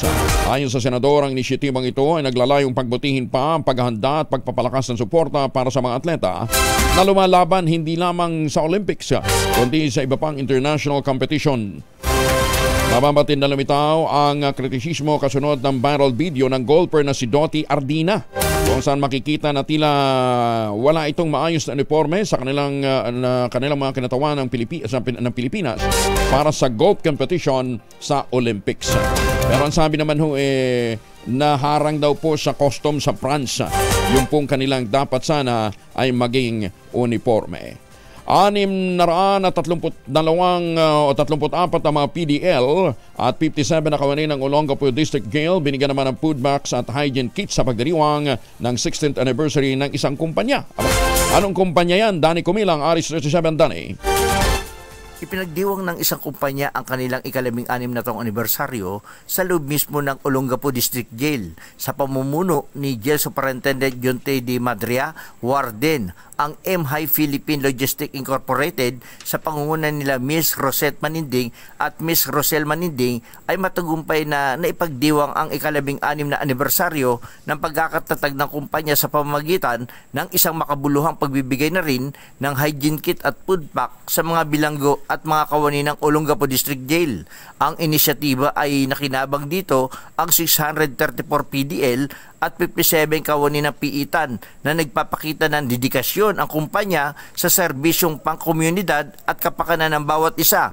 Ang pagdiriwang ay pinangasawaan ni Jail Chief Inspector Niel Mundano, Assistant Warden, at Jail Inspector Mary Grace Lazaro, Chief Welfare and Development upang matiyak ang maayos na pagsasagawa ng mga aktibidad at epektibong pamamahagi ng mga resources. RH37, Danny Kumilang, para sa DCRH, una sa Pilipinas, una sa Pilipino. Maraming salamat, Danny. May paabag kakayungan sa ating mga kababayan dyan po sa Pampanga. Masantos siya kabasan ni Chika Emin sa ating masuki dyan po naman sa Pangasinan. Si Ka-Obet Badrina ng Pag-asa, kasama na natin. Ka-Obet, good morning. Magandang umaga, Sir Angel. Magandang umaga po sa lahat ng mga nakikinig sa atin ngayon. Ang low pressure area na ating minomonitor ay huling namataan halos nasa boundary na ng Philippine Air Responsibility, may 1,300 kilometers silangan na extreme northern Luzon. Base sa pinakauling datos ating malaki yung chance na ito ay maging bagyo, pero posible din na nasa labas na ito ng PAR kapag ito ay naging bagyo. At wala naman itong direktang epekto sa ating bansa at habagat pa rin ang magdadala ng mga pag-ulan, partikular na sa kanlurang bahagi ng Luzon, yung Ilocos Region, Bataan at Zambales. As of 4:52 AM nga po, may nakataas na thunderstorm advisory. May mga pag-ulan na naranasan ngayon sa ilang bahagi ng Zambales at sa Porac, Pampanga. Kanina bumati kayo ng Kapampangan po, no? So yung Porac area may mga pag-ulan at posible din ang mga pag-ulan sa ilang bahagi ng Tarlac, Bataan, Batangas, Cavite, Kamaynilaan, Laguna at Rizal hanggang bandang alas 7 ho ng umaga. Ito ay normal na nararanasan lalo na nasa panahon pa rin tayo ng habagat. Ngayong araw din, malaking chance na medyo mainit pa rin yung panahon lalo na sa bahagi ng Mindanao at silangang bahagi ng Luzon. Sa Kabisayaan naman, mga thunderstorms pa rin ang mararanasan sa hapon hanggang sa gabi. Sir AJ, wala pa tayong nakataas sa gale warning, kaya likas naman pumalawat ang mga sakyang pandagat, malilit ang mga bangka sa mga baybayin ng ating bansa. Maliban dito sa low pressure area, wala na tayo iba pang minomonitor na potential na bagyo sa loob or labas din ng PAR na maaaring makaapekto sa ating bansa. So Angel, ito po ang ating inaasang maging lagay ng panahon sa araw na ito. Maraming salamat Ka-Obet Badrina mula po sa Pag-asa. At kung naman po malakad ho natin ngayong araw na ito, magbaon ng proteksyon ng pamilya laban po sa mikrobyo. Dalawang formulation ng family alcohol na pwede natin pagpilian. Yung family 70% isopropyl alcohol, specially prepared for clinics, hospital, pharmacies, laboratories, pero okay na okay din po yan sa mga households. Very effective sa disinfection at sterilization. Ganyan na bagsik ng family 70% isopropyl alcohol. Maghapon man natin gamitin, no problem. ilalim, hindi po manuno yung ating mga kamay dahil meron po itong moisturizer. Yun namang mabangong Family Rubbing Compound Improvement Cologne. Aba, yan yung mabangong isopropyl alcohol. Gamit ito ng mga masahista, mga barbero, mga doktor, mga nurse, mga kumadrona for sponge bathing and other cleansing purposes. Family Rubbing Alcohol parang DCRH, umok na sa mahabang panahon. Mabibili sa namang butik at convenience stores nationwide. Family Rubbing Alcohol, hindi lang pampamilya, pang sports pa. Magandang umaga, Pilipinas! Maglalagay ng mga livestock checkpoint ang Department of Agriculture sa ilang bahagi ng Luzon kasunod ng outbreak ng African Swine Fever sa Batangas. Ayon sa DA, pansamantala lamang ang checkpoint habang inaantay ang pagdating ng mga bakuna laban sa ASF. Sinabi naman ni DA Assistant Secretary for Swine and Poultry Constante Palabrica, tatagal hanggang December 31 ang pagka-quarantine sa mga livestock. Kanatos ng Bureau of Animal Industry, apektado na ng ASF ang 74 na probinsya sa lahat ng rehiyon sa bansa. Inundina ng mga lider ng Kamara ang serya ng manoy walang basihan at hindi parliamentary na pag-aatake ni Senator Bato de la Rosa laban sa pamunuan ng mababang kapulungan ng Kongreso. Ayon kay De La Rosa, punteriya siya at sinating Pangulong Rodrigo Duterte ng binuong Quad Committee na mag-iimbestiga sa madugong war on drugs ng nakaraang administrasyon at iligal na operasyon ng mga pogo. Sinabi ng senador na kinausap ng mga lider ng Kamara ang ilang aktibo at mga retiradong pulisya para idiin siya sa extrajudicial killings na taliwas naman sa katotohanan. Pero giniit naman ni House Deputy Speaker at Quezon 1st District Representative J.J. Suarez, walang basihan ang pahayag ni De La Rosa. Paglilinaw pa ng kongresista ang Quad Committee ay hindi iniutos ng pamunuan ng Kamara kundi nabuo sa pamamagitan ng malakas na pagkakaisa ng mga miyembro na suportahan ang mga isinumiteng resolusyon sa plenaryo.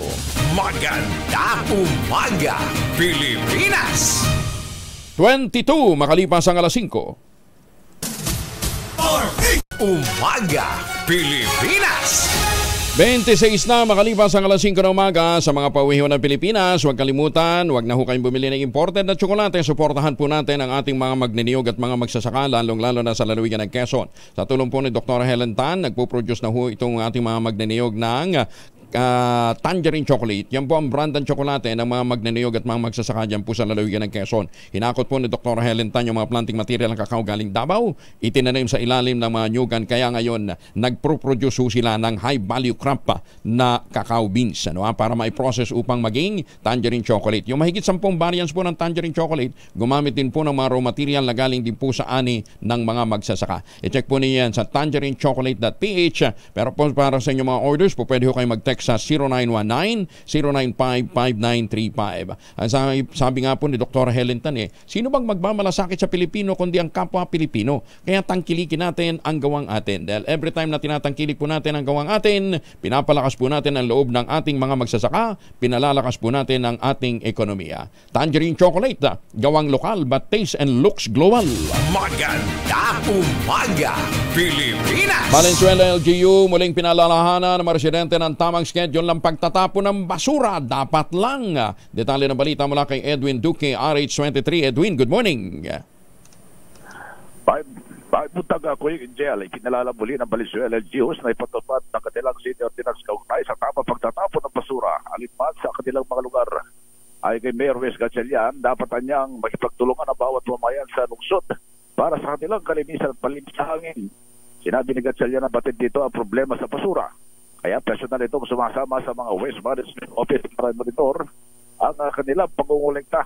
Dapat niya ibalik sa dati nitong schedule ng pag-aakot ng basura sa kanilang mga lugar o kanilang mga nag-clean out na. Ngunit sinisigurado nila na mas ang mga lugar na mas problema sa basura ang bibigyan ng prioridad. Malalang ito sa pamilyang Valenzuelano na mayroon silang Republic Act 9003 at City Ordinance number 525 Series of 2018 na saklaw ang tamang pagtatapon ng basura at tiyak ito ang kanilang patuloy na kooperasyon. Edwin Duque nagulat sa DZRH, una sa Pilipinas, una sa Pilipino. Maraming salamat Edwin. Samantala mahigit naman sa 200 individual na sumailalim sa drug rehabilitation nagtapos na sa intervention program ng Quezon City Anti-Drug Abuse Council. Detalye mula kay Bal Gonzalez, RH5. Bal. Kuya Angel, kabuang 207 mga dating nalulong sa paggamit ng illegal na droga ang nakapagtapos na sa intervention program na sinagawa ng lokal na pamalang lungsod ng Quezon. ay sa katuparan nito sa ilalim ng Community-Based Drug Rehabilitation Program ng Quezon City Anti-Drug Abuse Advisory Council o QC-ADAAC. Bilang co-chairman ng QC-ADAAC, ikinatuwa ni Quezon City Vice Mayor Gian Soto ang pagtatapos ng mga ito sa programa. Binigyang diin ni Soto ang kahalagahan ng Community-Based Drug Rehabilitation Program para sa tuloy-tuloy na pagbabago at pagkakaroon ng bagong simula na mga dating naligaw ng landas at mailayo sa negatibong epekto ng illegal na droga. Gayunpaman, kinakailangan pa rin nilang tumaan sa QC Cares, isang aftercare program ng lungsod na tumutugon sa pangangailangang medikal, economic at psychosocial. Kabilang team sa mga dumalo sa graduation ceremony ng Batch 11 graduates ay sina Dangerous Drugs Board o DDD Executive Director Undersecretary Earl Saavedra at Police Lieutenant Colonel Romel Labalan mula sa Quezon City Police District. Pagtitiyak ni Vice Mayor Soto na magpapatuloy ang QC-ADAAC sa pagbibigay ng mga programa sa drug prevention, treatment at recovery hanggang makamit ang maunlad at mapayapang lipunan sa lungsod ng Quezon. Ako si Val Gonzales, DZRH, una sa Pilipinas, una sa Pilipino. Maraming salamat, Val. Magandang umaga, Pilipinas!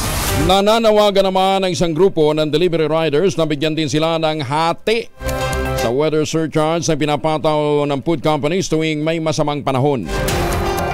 Ito kasi ang panahon kung saan tinataasan ng food companies ang kanilang mga presyo. Kasabay ng pagtataas din ng demand sa food at grocery delivery. May nakukuha dito ang delivery companies gaya ng Grab pero wala ang mga rider. Aba!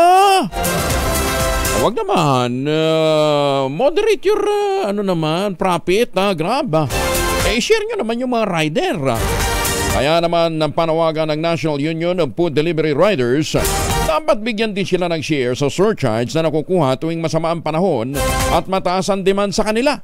Binigyan din pa ng grupo na mas mahirap din ang dinaranas nila tuwing ganitong mga panahon kung saan may kinakaharap silang baha at pag-re-reroute. Oy, Grab LTFRB, pakatingnan nga ito. Hindi yung itong Grab. Gusto na rin pumasok sa motorcycle rider, yung motor taxi. Sa TNBS pa lang, problema na nila. Hindi nga maasikaso ng maayos eh. Pagkatapos ito pa, hindi nagbibigay ng share ng mga rider pag may panahon ng kalamidad. Evaluation sa performance ng Pilipinas sa Paris Olympics ay sasagawa ng Senate Committee on Sports. Ayon kay Senator Bongo, detalye na balita mula kay Raymond at Paa sa RH28. Raymond, good morning. Magsasagawa ng comprehensive post-evaluation ng Senate Committee on Sports sa paghahanda at performance ng Pilipinas sa katatapos na 2024 Paris Olympics. Ito ay sa kabila ng 2 gold medals ng Pilipinas na nakamit ni Carlos Yulo sa gymnastics at 2 bronze medal sa larangan ng boxing sa pagitan niya na Ira Villegas at Nesty Petesio. Ayon kay Senador Christopher Bongo, ang chairman ng komite, kailangan ng pagdinig upang matukoy ang mga naging problema sa kabuuan ng Paris Olympics at kung paano maiwasan ang mga ito. Dahil hindi nagkulang ang gobyerno sa pagbibigay ng pondo sa Philippine Sports Commission at Philippine Olympic Committee, maliban pa sa mga personal na bigay ng mga opisyal ng gobyerno at mga corporate sponsors. Aminado si Senador Go na nalungkot ito nang napanood ang video na hindi nakarating sa Paris ang uniforme ng ating mga golfers na sina Doti Ardina at Bianca Pagnanganan. Para sa Senador, hindi ito panahon ng sisihan, ngunit ang mahalaga ay maituwid ang mga pagkakamali at kakulangan at ituloy na ang pagkaanda para sa 2028 LA Olympics. Ito si RH28 Raymond Adpaas para sa DZRH, una sa Pilipinas, una sa Pilipino. Magandang umaga, Pilipinas! May winner na si Sherwin Alparo. Dahil 85 taon na ang kauna-unahan sa Pilipinas at ang MBC, mas gumanda na, mas pinalakas at mas pinalawak pa ang pamimigay ng ating papremyo. Ito ang DZRH Mas Malakas Promo kung saan Pag naabutan namin kayong malakasang nakikinig o nanonood sa DZRH, ay mananalo ka ng instant 1,000 pesos at may kasama pang grocery bag ng DZRH. So ano pang hinihintay ninyo? Tutok na sa nangunguna kauna-unahang radyo sa buong Pilipinas, DZRH. Una sa Pilipinas, una sa Pilipino. Ito ang maswerteng nahuli. Sharon Alfaro, good morning. Huli pero hindi kulong, Kuya Angel, dahil swerteng-swerte na nahuli natin ngayong umaga. Si Tatay pangalan Efren Mendoza. Si Tatay Efren Mendoza ng Interior Bataan sa may Cordillera Street. Ito yan sa may Bacood, Santa Mesa, na nakikinig sa DZRH at sa pakikinig niya. Nilabas sa pa dito sa kalsada kasi hindi kasi yung sasakyan natin sa loob ng interior. So nilabas pa dito sa kalsada yung kanyang radyo. Ayan, no? Yan yung kanyang radyo, Angel. At masugid siya nakikinig sa DZRH. Sino paborito mga announcer sa DZRH? Leo Pulmones. Pinagalo mo talaga. Hindi, tama. Leo naman. Leo ako pinanganak eh. August eh, August. Leo ang zodiac sign ko eh. Angel Leo. Deo Macalma. Ayan, pinagtama-tama na eh. Deo Macalma at saka Angelo Palmones. Deo Palmones. Sorry. Ano oras yung nakikinig palagi sa radyo? Eto, katulad pagising ko sa umaga. Nakikinig na kayo, nagsisyoni na ako. At ano na sa tanghali, pagka-drama. Anong paborito mong drama? Yung love story. Oh, love story. Mga love story. So, dahil paborito mo makinig sa DZRH, Tatay, meron kang 1,000 pesos. Yan, nasa yan. At syempre, meron ka ring grocery bag mula sa DZRH. Yan. Tsaka, syempre, meron ka ring DZRH umbrella. Ano masasabi mo? Ay, maraming salamat po sa DZRH. Tsaka po sa inyo. Salamat po. At na-check po natin ito kanina lang, Angelo, na nandoon sa may eskwela naghatid sa kanyang apo. At nung talongin nga natin, nakikinig siya sa DZRH pero naghatid po na siya. Bumalik kami dito sa kanyang bahay para makita yung kanyang radyo. At yun, nakikinig niya ng DZRH. Congratulations. Ay, thank you. Yan, kaya naman sa mga nais manalo ng 1,000 pesos, tumutok lang sa DZRH. Baka kaya susunod the winner sa DZRH Mas Malakas promo. Ours number 6, Sherwin Bata Alfaro, DZRH, una sa Pilipinas, una sa Pilipino. Maraming salamat, Sherwin, at congratulations sa ating winner. Maganda umaga, Pilipinas! Naitala naman ang PBOG sa panibagong pagtaas ng sulfur dioxide emission at serya ng volcanic earthquake sa nakalipas na 24 oras yan po sa Bulkang Kanlaon. Base sa bulletin ng ahensya, nagbuga ng makapal na asupre ang bulkan na may average na 4,839 tons. Ito ang ikatlong pinakamataas na gas emission mula sa bulkan na naitala ngayong taon. Pang-apat din nang magsimula ang instrumental gas monitoring. Nakapagtala rin ang PBOX ng 20 volcanic earthquake sa Bulkang Kanlaon at na may 500 meters ang taas.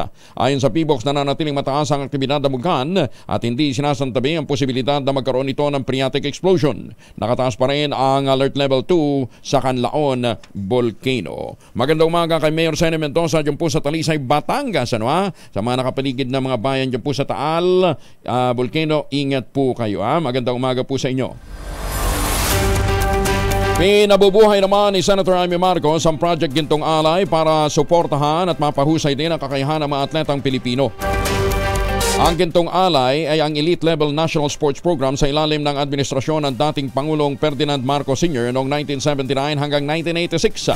Kabilang sa mga produkto ng Gintong Alay, ang track and field legend na si Lydia De Vega, yan din si Elma Moros, yan din ang bowling icon na si Bongko. Actually, si Bongko nakapag-uwi na ito ng gold medal sa Olympic, kaya lang exhibition game yun eh. Kaya hindi napabilang. Ayon kay Senator Marcos, dapat buhay ng gobyerno ang estilo ng Gintong Alay kung saan may aampo na magpopondo sa bawat sports mula sa pribadong sektor. Lain ninyo nito na maihanda mga atleta sa malalaking kompetisyon sa pamamagitan ng agresibong pondo at pagkakaroon ng sapat na kagamitan at building infrastructure. Binanggit pa ng Presidential Sister na kulang ang kagamitan ng Pilipinas sa gymnastics, ang event na pinagkaharian ng two-time Olympic gold medalist na si Carlos Yulo. Kaya gustong-gusto ko sana na yung sports natin, baka parating sinasabi kasi walang pera yung gobyerno para suportahan yung sports. Ano kaya kung ibalik yung gintong alay style na ampunin ng ating mga taipan, ng ating mga malalaking korporasyon, isang sport, tapos maging tax deductible na rin kahit paano para suportahan naman yung sport, hindi naman tayo nagkulang sa talent. Ginawa ni Senator Marcos ang pahayag, kasunod naman ang pagtatapos ng Pilipinas sa Paris Olympics na merong 4 na medalya, 2 bronze at 2 gold medals. Samantala, pero kung swimming pool ang pinag-uusapan, swerte ho yung mga bibili ng bahay dyan po sa St. Monique Ballet, the most prestigious project in Binangonan, Rizal. May clubhouse sila at saka swimming facility, Ang bagong model nila ng townhouse, yung Bianca, a 2-story house with balcony. Island area po ay 45.5 square meters pero may 2 hanggang 3 bedrooms.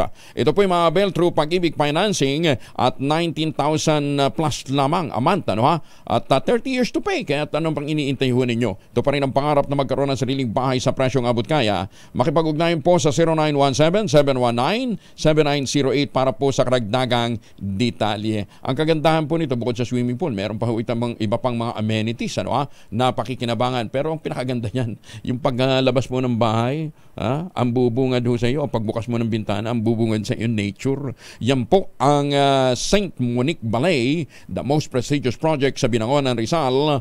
At i-avail ho ninyo yung latest townhouse nila na Bianca. Again, makipag-ugnayan po sa 0917-719-7908. Magandang umaga, Pilipinas! 41 makalipas ang alas 5 na umaga.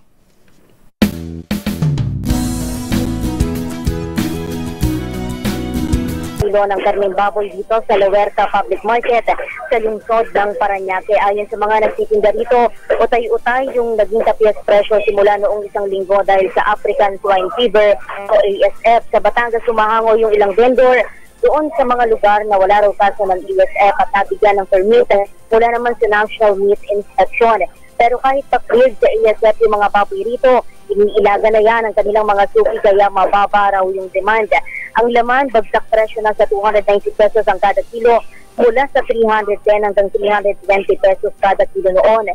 Yung ribs naman, mabibili na sa 260 pesos ang kada kilo mula sa dating 270 hanggang 280 pesos. Yung liempo, mababa ng 10 piso o sa 330 pesos mula sa 340 pesos noon. Yung pata, bagsak naman sa 260 pesos ang kada kilo mula sa dating 280 pesos. Yung pork chop, 290 pesos na lang ngayon mula sa dating 310 hanggang 320 pesos. Nakapako naman yung cruncel o yung imported na karne ng baboy sa 270 pesos kada kilo ngayon. Sa pagtaya ng mga nasa industriya, sisipa ang presyo ng baboy sa susunod na buwan sa Setyembre dahil sa inaasahang mataas na demand. Ito si Giselle Ricaport para sa DZRH, una sa Pilipinas, una sa Pilipino. Maraming salamat Giselle. Samantala, dagdag sahod, benepisyo dapat ding tutukan kahit bumababa ang unemployment rate ayon naman sa Trabaho Party List. Detalye na balita mula kay Edniel Parosa, RH52. Edniel, good morning. Bagamat ikinatawa ng Trabaho Party List na nakamit ng Pilipinas ang isa sa pinakamababang unemployment rate ng bansa, naniniwala ito na dapat pa rin pagtuunan ng pansin ang pagpapataas ng sahod at paghandog ng dagdag benepisyo sa mga manggagawa. Ito ang reaksyon ni Atty. Filemon Rey L. Javier, tagapagsalita ng Trabaho Party List, matapos iulap ng isang research institution na ilan sa mga bagong trabaho ay nagpapasahod ng mas mababa sa tinatawag na National Average Daily Basic Pay o ADBP.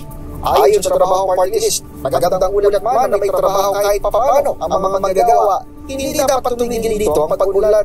Batay kasi sa research institution na Ibon Foundation, umabot ng 1.3 million ng mga manggagawa ang sumasahod ng mas mababa sa ADBP. Ito'y kahit lumabas sa parehong report na pangarap ng kalidad ng trabaho kumpara sa nakaraang taon.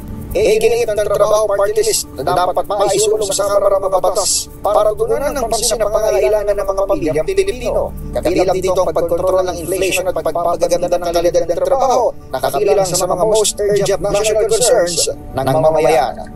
Ito si Edniel Parosa, nagulat para sa DZRH, Una sa Pilipinas, una sa Pilipino.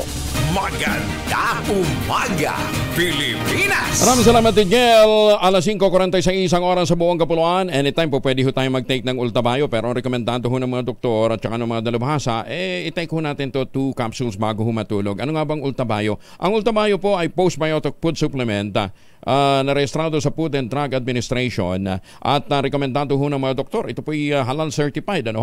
Ang Ultabayo po ay postbiotic with Lactococcus lactis strain plasma. Inaral po na yan ng mga dalubhasa sa Japan sa napakahabang clinical trial, hindi po kwentong kutsero. At ang bawat capsule po ng Ultabayo ay nagtataglay ng 50 billion cells ng Lactococcus lactis strain plasma. Kaya ito ho talagang may kapasidad na itabo yung mga toxin sa ating katawan. Pagpasok po ng postbiotic sa ating katawan, ina-activate nito yung plasmacytoid dendritic cell. Yan po yung commander ng ating mga immune system. Kaya habang tayo natutulog, nare-rejuvenate ang ating lakas, nagkakaroon tayo ng deep sleep. Para magkaroon tayo ng lakas sa kinabukasan. Ayan, Para sa mga concerns ninyo, kung may mga katanungan pa, mag-text po kayo sa 0917-110-6580. Available po ang Ultabayo sa Lazada at Shopee. Siguraduhin lamang na galing po ito sa Tioxys Health Ventures. O dili kaya, punta ho kayo sa pinakamalapit na Mercury Drug. Dahil sigurado may stock ho sila dyan at iba pa hong mga pangunahing butika nationwide. Tandaan ho natin sa panahon na kailangan natin ang panlaban sa puyat, pagod at stress. Nandyan po ang Ultabayo, ang kauna-unahang postbiotic food supplement na rekomendado ng mga doktor, rehistrado sa Food and Drug Administration, halal certified. Huwag kalimutan, ang Ultabayo ay hindi gamot at hindi dapat gamitin panggamot sa anumang uri ng sakit. Magandang umaga, Pilipinas! We feel betrayed. Ito naging saloobin ng mga miyembro ng Partidong Asenso Manileño matapos na kumpirmahin ni Isko Moreno ang pagtakbong muli bilang alkalde ng Maynila sa 2025 elections. Sa isang news forum sa Quezon City, nahayag ni Manila Representative Joel Chua ang una nang sinabi ni Isko sa kanila na hindi siya tatakbo. Ayon daw kay Isko, wala naman silang dapat na ipag-alala dahil hindi naman totoo ang mga chismis na maglalaban sila ng kanyang ate na si Mayor Hani Lacuna. Reaksyon lamang ito ni Chua dahil sabi niya pangit at nakakahiya ang ginawa ni Yorme.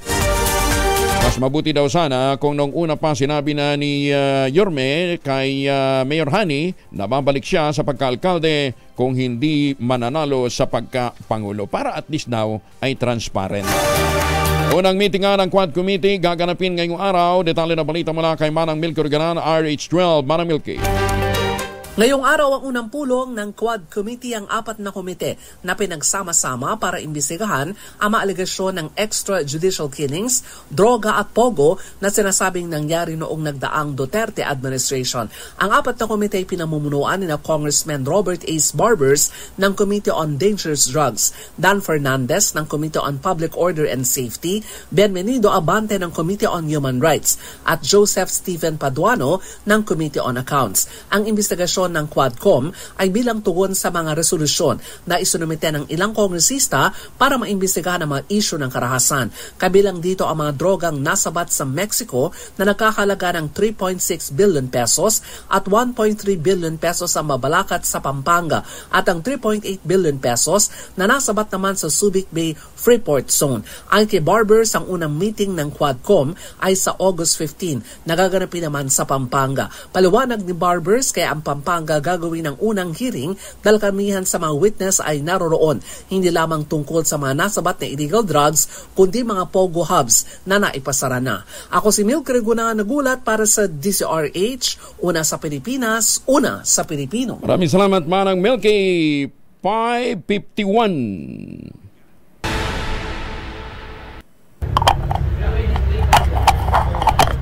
Oh, 7,000 ang premyo nag-iintay po sa ating mahiwagang tunog, ha? Basta yan po ay ginagamit ng mga pa-contest ho ng PAGCOR, ha? Yung photo contest nila. O yan, giveaway na yan, ha? Bilog ho yan. Kaya lang, ano yung prinsipyo na ginamit ho sa prinsipyo ng P6 na ginamit yan, yung pong ating hinuhulaan, ha? Ang inyong pong sagot, ipapadala po ninyo sa 0919-282-6485. Sundin ang tamang format ng pagte-text, empty space, name / address / contact number / at ang inyong sagot. Isang beses lamang po maaaring mag-text sa ating text line gamit ang inyong mobile number. Sa mga sasali po sa online, kinakailangan meron po kayong sharer badge. Yan po ang ating mahiwagang tunog. At saka, basta pagkatapos ninyong gamitin yan, either maghugas kayo ng kamay o maligo, gamit po ang Shield Bath Soap. Maganda umaga, Pilipinas! Ay, magandang umaga kay Dennis Lacuna, Head of Zoning dyan po sa City Hall ng Maynila. Lay Lacuna, President ng Liga ng Barangay sa Maynila. Philip Lacuna, isa pong councilor.